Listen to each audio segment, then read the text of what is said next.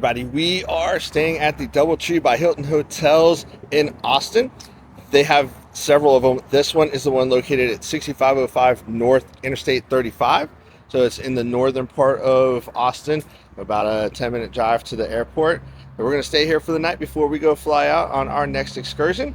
So let's go check out this hotel.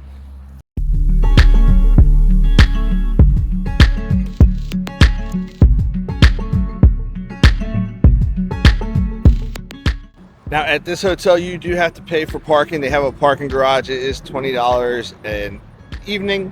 It is right off of I-35, which is right there. And if you do like some Cajun food, they do have a Papa Do's right next door.